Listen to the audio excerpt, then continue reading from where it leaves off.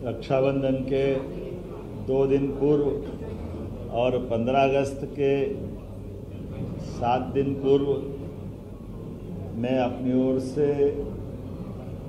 Press के सभी साथियों का स्वागत करता हूं।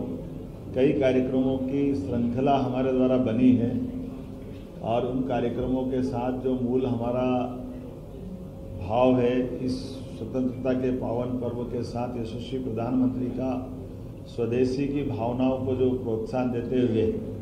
जो हमारे द्वारा ये जो कुछ काम किए जा रहे हैं, उसी भाव की थीम के आधार पर मैं अपनी बात रखने जा रहा हूँ। यशस्वी प्रधानमंत्री ने किसान कल्याण, कृषि की अर्थव्यवस्था और सारी बातों को गौर करते हुए जिस प्रकार से स्वदेशी की भावना का और खास करके किसान आधारित व्यवस्थाओं को प्रोत्साहन देते हुए अपने देश के अंदर स्वदेशी के भाव को बढ़ावा दिया है। हमारी अर्थव्यवस्था को लेकर, किसानों की अर्थव्यवस्था को लेकर के जो माननीय प्रधानमंत्री जी की दृढ़ता है, वो हम सबको प्रेरणा भी देती है और वो हमको काम करने के लिए उत्साह भी देती है। मैं माननीय प्रधानमंत्री श्रीमान नरेंद्र मोदी जी का धन्यवाद अदा करता हूँ, जो किसानों को हित को लेकर के स्वदेशी की भावनाओं के आधार पर वो हमारे देश का इस प्रकार से हर मोर्चे पर नेतृत्व कर रहा है, जो आज के दृष्टिकोण से समसामयिक है। मैं इस नाते से भी उनको धन्यवाद देना चाहता हूँ। जब भोपाल की तरफ हम देखते हैं, अपने राज्य की तरफ देखते हैं, तो राज्य के लिए 10 तारीख के दिन स्वदेशीकरण की भावना के लिए ही हमारे राज्य में पहली बार रेल के कोच भी बनेंगे, मेट्रो ट्रेन की ट्रेन बनेगी। ये अपने आप में बड़ी उपलब्धि रहेगी हमारे स्वदेशी के उस अभियान को लेकर भी, कि यहाँ बनने वाले कोच देश में भी, देश के बाहर भी, दुनिया में भी जहाँ जहाँ रेल मंत्रालय चाहेगा निर्यात करेंगे। मेसर्स BEML लिमिटेड द्वारा निर्माण की परियोजना के स्थापना के लिए जिस प्रकार से पूरी योजना बनी है, ये रायसेन जिले की उमरिया में इस परियोजना पे हम काम कर रहे हैं, जिसकी लागत लगभग 1800 करोड़ की है,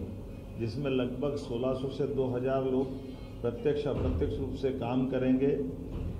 प्रदेश में ये पहली इकाई इस प्रकार के रेल कोच निर्माण करने की ये सुविधा प्रदान करेगी, जिसके आधार पर मध्य प्रदेश रेल विनिर्माण के मानचित्र पर एक प्रमुख स्थान के रूप में स्थापित होगा।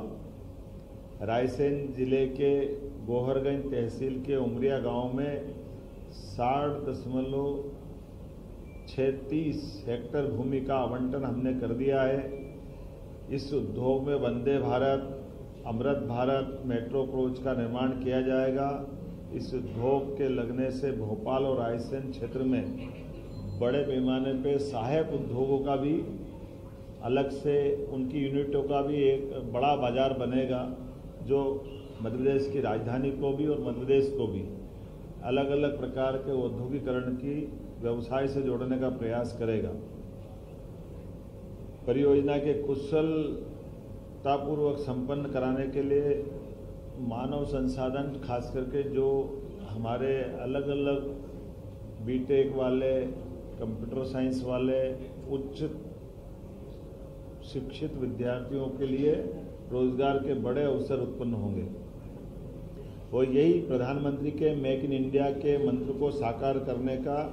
एक महत्वाकांक्षी मंत्र बनेगा। परियोजना उसी प्रकार से लगाई गई। प्रसन्नता का विषय यह है कि इस महत्वपूर्ण परियोजना में रक्षा मंत्री स्वयं हमारे बीच उपस्थित रहने वाले हैं। माननीय कृषि मंत्री जी का, चूंकि ये लोकसभा क्षेत्र है, तो माननीय कृषि मंत्री शिवराज सिंह जी चौहान भी रहने वाले हैं। माननीय रेल मंत्री वो हमारे लिए तकनीकी रूप से जुड़ेंगे, वर्चुअल रूप से जुड़ेंगे, जिनका आशीर्वाद हमको मिलेगा। तो आज़ादी के बाद ये एक नए प्रकार के दौर में हम अपने निवेश अभियान के आधार पर राज्य के युवाओं के लिए, समृद्धि के लिए, काम और बाकी चीज़ों के लिए मध्य प्रदेश का जो हमने अभियान चलाया था, ये उसी का अगला पड़ाव है। उल्लेखनीय है कि इसी के तुरंत बाद हम लगातार, जो मैंने कहा है कि हमारा 10 तारीख से ही इस कारखाने के स्वदेशीकरण के भाव के आधार पर ये जो अभियान चला रहे हैं, इसमें हमने सभी स्कूल, कॉलेज, सभी प्रकार के तकनीकी संस्थान, युवाओं को अपने पूरे प्रदेश में माहौल बना रहा है कि तिरंगा से इसको जोड़ करके स्वदेशीकरण की भावना के आधार पर ही जब आज़ादी का पर्व हमारे लिए केवल 5 दिन दूर रहेगा, ऐसे में हर घर तिरंगा जिसका ये 4था वर्ष प्रारंभ हो रहा है, उसी में स्वदेशी की भावना और इस बार स्वच्छता का थीम पे आधार पर ये हर घर तिरंगा अभियान चलने वाला है। इसके आधार पर हम अपने उस पुरानी भावना के आधार पर जब आज़ादी के पूर्व क्रांतिकारियों ने, स्वतंत्रता सेनानियों ने, आम नागरिकों ने संघर्ष करके देश को आज़ाद कराया, इस बार ये तिरंगा अभियान जिसका पहला चरण 2 से 8 अगस्त तक होने वाला, दूसरा 9 से 12, तीसरा 13 से 15 होने वाला है। हम इस अभियान के अंतर्गत ऑपरेशन सिंदूर में भारतीय सैन्य बलों के महान वीरतापूर्ण कार्यों को स्मरण कराने, सशस्त्र और पुलिस बल को कृतज्ञता ज्ञापित करते हुए आम जन की ओर से हम इनको राखियां भेजते हुए भी अभियान चलाने का निर्णय कर रहे हैं कि मध्य प्रदेश सरकार, हमारे सभी सशस्त्र बलों, सेना और सबने जो इसमें अपना योगदान दिया है, ये हमारी राष्ट्रीय एकता के लिए भी महत्व का त्यौहार है। जब मैं आपसे बात कर रहा हूँ तो एक जानकारी और देना चाहूँगा, ये स्वदेशी का अभियान हम यहीं ख़त्म नहीं कर रहे हैं। इसके आधार पर जैसे मेट्रोपॉलिटन सिटी का अभी निर्माण हुआ है, जिसके आधार पर भोपाल का मेट्रोपॉलिटन एक्ट बनकर के विधानसभा से पारित हुआ है, इसी प्रकार से इंदौर, उज्जैन, धार, देवास का मेट्रोपॉलिटन एक्ट दूसरा बना है। तो जो हमने कहा था कि मेट्रोपॉलिटन केवल कागज पे नहीं रहेंगे, इसको विकास के कारवां से उसका भागीदार बनाएंगे। तो हम भाग्यशाली हैं, यहाँ माननीय राजनाथ सिंह जी के माध्यम से रेल कोच के निर्माण का एक बड़ा लाभ मिलेगा। ऐसे इंदौर, उज्जैन, धार मेट्रोपॉलिटन के लिए 25 तारीख को माननीय प्रधानमंत्री जी स्वयं आने वाले हैं और इसी स्वदेशीकरण की भावना के आधार पर हमारे निमाड़ और झाबुआ, मालवा के कॉटन उत्पादन वाला क्षेत्र हमारा है किसानों का। ऐसे में गारमेंट्स का, टेक्सटाइल हब का पीएम मित्र पार्क के माध्यम से एक बड़ी आधारशिला रखने वाले माननीय प्रधानमंत्री जी, जो लगभग 2000 करोड़ से बड़ी परियोजना, जिसमें 1 लाख से ज़्यादा लोगों को रोजगार मिलेगा,